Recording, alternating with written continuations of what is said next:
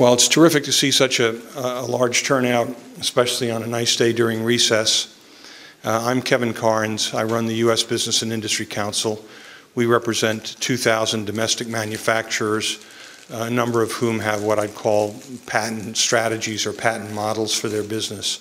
That is, they don't trade in commodities or manufacture commodities. They manufacture a patented item. And this bill, as it will for all small businesses, not just my members, that is H.R. 1249, is going to kill a lot of the incentives to have a business with a patent strategy. It's going to make it harder and more expensive to obtain patents. In essence, it's going to take 220 years of history, American exceptionalism, and turn it upside down for the benefit of big banks, big tech firms, and mega multinational corporations, so that we can, quote, harmonize with other countries that have less successful patent systems. I've been doing patents, among other things, for about 18 years, and I have to admit it's an eyes glaze over subject. My eyes have glazed over many times since we were first required to take certain steps toward harmonization as a result of our joining the WTO in 1994. But even though it's a difficult subject, we have a great panel and they'll make it easy for you to understand, and we're all available for questions afterwards. This debate is not taking place in a vacuum, although it seems to be. The Supreme Court yesterday issued a ruling that directly bears on this bill, and I'll let our constitutional experts explain to you exactly what that is. But it certainly points out that the other side, especially the 21st Century Coalition, which has issued 2 white papers in the last 2 weeks, has not been telling the truth. And Adam Ossoff will explain that further. We have a substantial housing crisis in this country. The banks have not handled the foreclosure situation well. No wonder they want another bailout in Section 18. Jonathan Massey will talk about that. We have significant unemployment. Job creation fell off dramatically last month, as the recent figures from last week show.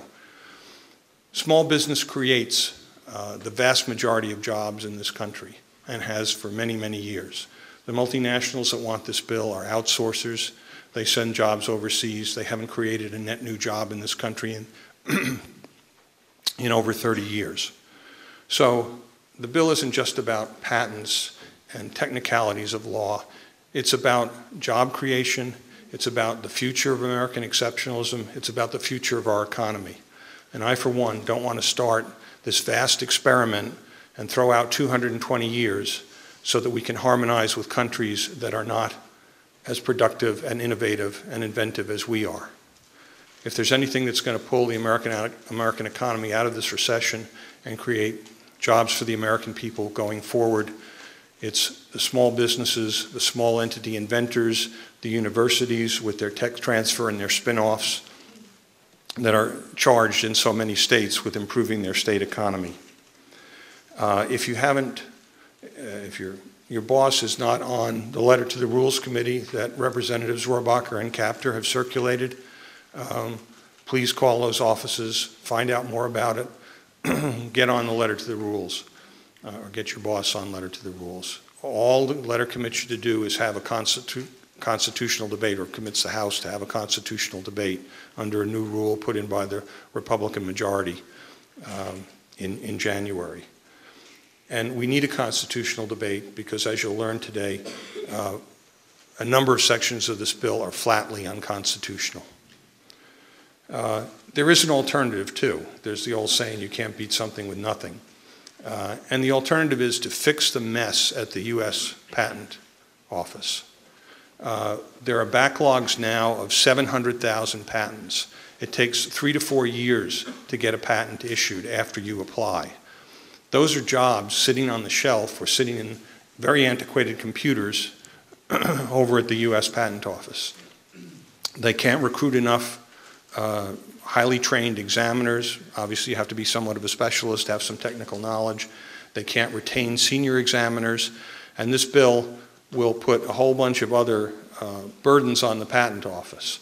What we need to do is get that backlog cleared, get these patents issued, turn them into commercial ideas, startup companies, putting people to work. That's the alternative. It's actually part of this bill. Representatives Sensenbrenner and Conyers are going to offer an amendment in the nature of a substitute that will accomplish this goal. So you'll get a lot of information today. There's a lot to remember. But this bill is unconstitutional. It's a jobs killer. And it takes the American economy and conducts this incredible experiment without any, well, actually there is some good data. It comes from Canada. Canada switched from a first to invent system that we had to a first to file system that this bill would put in. There are two excellent studies on the matter, and they show that Canada's small businesses and startups were harmed by the switch. So there's good data on that, and you can find references to that in our materials. So I'd like to start off with Adam Mossoff, who is a law professor at George Mason University. He's an expert on intellectual property as it intersects with the Constitution, and he'll fill you in on the constitutional questions that are presented by H.R. 1249. Thank you.